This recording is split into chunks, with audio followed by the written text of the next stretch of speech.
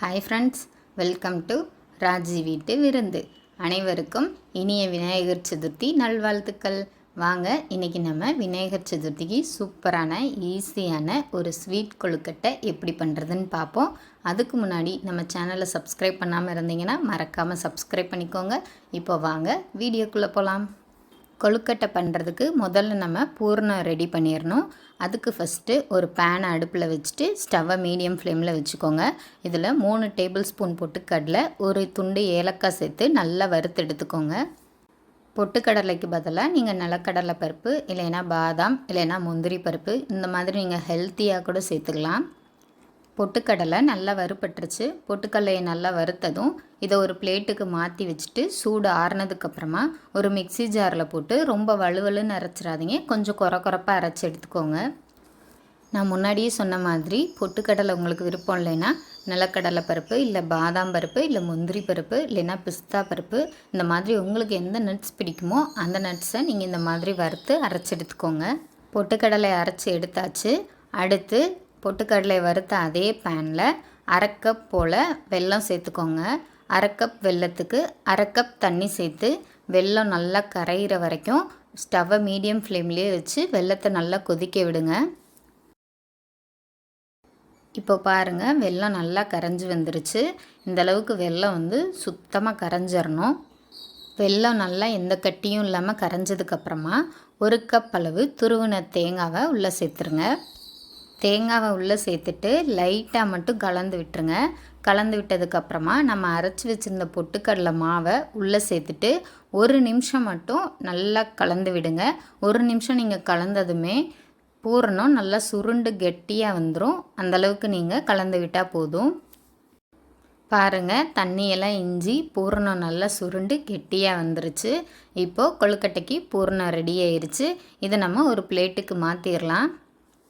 பூரணம் பாருங்கள், பார்க்கவே கலர்ஃபுல்லாக சூப்பராக ரொம்ப டேஸ்ட்டாக இருக்குது இந்த பூரணம். கண்டிப்பாக இந்த பூரணத்தை நீங்களும் ட்ரை பண்ணி பாருங்கள். அடுத்து நாம் கொழுக்கட்டைக்கு மாவு ரெடி பண்ணிடலாம். அதுக்கு ஒரு பேனை ஸ்டவ்வில் வச்சுட்டு ஸ்டவ்வை மீடியம் ஃப்ளேமில் வச்சுக்கோங்க. 1 கப் மாவுக்கு 1/2 கப் அளவு தண்ணி சேர்த்து கூடவே 1 டேபிள் ஸ்பூன் அளவு தேங்காய் எண்ணெய் இல்லை நெய், உங்களுக்கு எது விருப்பமோ அதை சேர்த்துக்கோங்க. அது கூட கொஞ்சமாக உப்பு சேர்த்துக்கோங்க.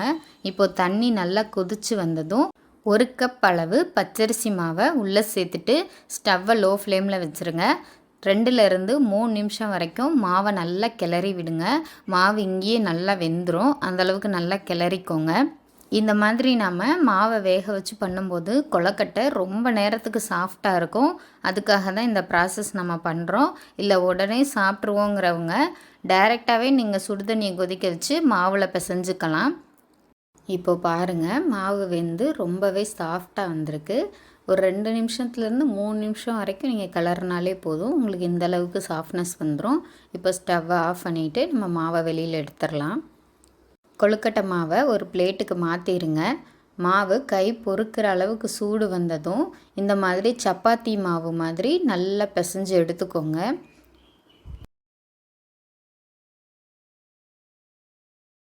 இப்போது மாவு நல்லா பிசைஞ்சாச்சு. அடுத்து இந்த மாதிரி கொழுக்கட்டை மிஷின் வச்சுருந்தீங்கன்னா 2 பக்கமும் எண்ணெய் தடவிக்கோங்க.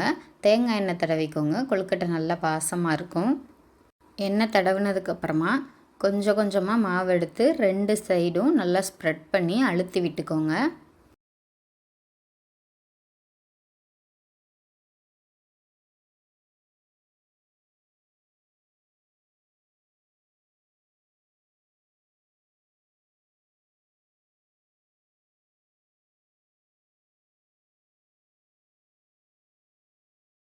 இப்போது பூரணத்தை ஒரு சைடு மட்டும் சென்டரில் வச்சுக்கோங்க. இப்போது கொழுக்கட்டை மிஷினை அப்படியே மூடுங்க. எக்ஸஸாக வர்ற மாவு எல்லாத்தையுமே இந்த மாதிரி வெளியில் எடுத்துருங்க.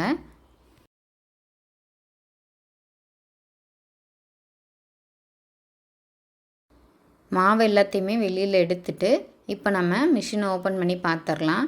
பாருங்கள், சூப்பரான ஒரு கொழுக்கட்டை ரெடி ஆயிருச்சு. இந்த மிஷின் இல்லைன்றவங்க நீங்கள் நார்மலாக எப்போவும் எப்படி கையில் பண்ணுவீங்களோ அந்த மாதிரி கையிலேயே பண்ணிக்கோங்க. அடுத்து இந்த மாதிரி டைப் மிஷினில் எப்படி பண்ணுறதுன்னு பார்ப்போம். ஃபஸ்ட்டு இந்த மிஷினில் முன்னாடி சொன்ன மாதிரி எண்ணெய் தடவிக்கோங்க. இப்போது ஒரு உருண்டை அளவு மாவு எடுத்து நடுவில் வச்சு நல்லா கட்டை விரலை வச்சு நல்லா ப்ரெஸ் பண்ணி விடுங்க. இந்த மாதிரி கட்டை விரலை வச்சு அழுத்தி நல்லா ஆழமான குழி வர்ற மாதிரி நல்லா அழுத்திக்கோங்க. இப்போ மேலே எக்ஸஸாக வர மாவு எல்லாத்தையுமே வெளியில் எடுத்துருங்க. அது இப்போதைக்கு நமக்கு தேவையில்லை.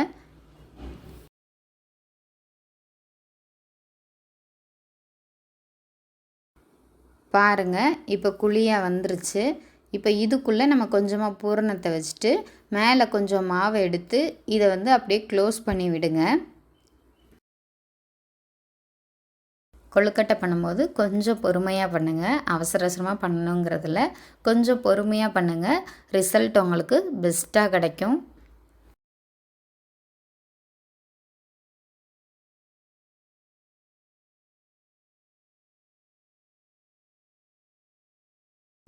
இப்போது எக்ஸஸான மாவு எல்லாத்தையுமே வெளியில் எடுத்துருவோம். எடுத்ததுக்கப்புறமா நம்ம மிஷினை ஓப்பன் பண்ணி பார்த்துடலாம். பாருங்கள் எவ்வளோ சூப்பராக இருக்குன்னு. நல்ல ஒரு ஷேப் இது. பூண்டு ஷேப்பில் எவ்வளோ அழகாக இருக்குது பாருங்கள். உங்ககிட்ட கொழுக்கட்டை அச்சு இல்லைன்னா ஒன்றும் பிரச்சனை இல்லைங்க.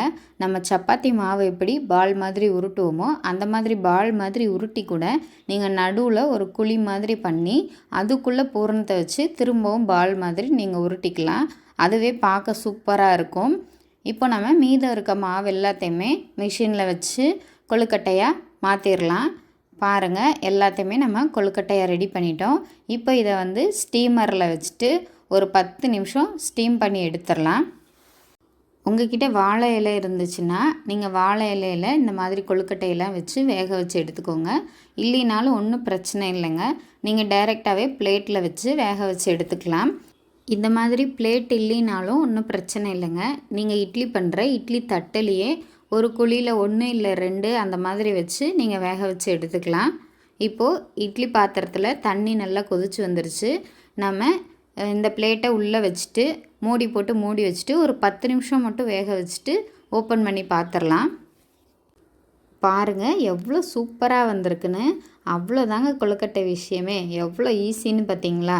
விநாயகர் சதுர்த்திக்கு சூப்பரான ஒரு சாஃப்டான செம்ம ஸ்வீட்டான ஒரு கொழுக்கட்டை நம்ம ரெடி பண்ணிட்டோம். நீங்களும் இந்த மெத்தடில் கொழுக்கட்டை ட்ரை பண்ணி பார்த்துட்டு எப்படி இருக்குன்னு மறக்காமல் கமெண்ட் பாக்ஸில் கமெண்ட் பண்ணிடுங்க. அப்படியே வீடியோ பிடிச்சிருந்தால் லைக் பண்ணிக்கோங்க. மறக்காமல் நம்ம சேனலையும் சப்ஸ்கிரைப் பண்ணிக்கோங்க. இன்னொரு தடவை சொல்லிக்கிறேன், அனைவருக்கும் இனிய விநாயகர் சதுர்த்தி நல்வாழ்த்துக்கள். திரும்ப இன்னொரு புது ரெசிபியோடு உங்களை சந்திக்கிறேன். இது ராஜி வீட்டு விருந்து. பாய்.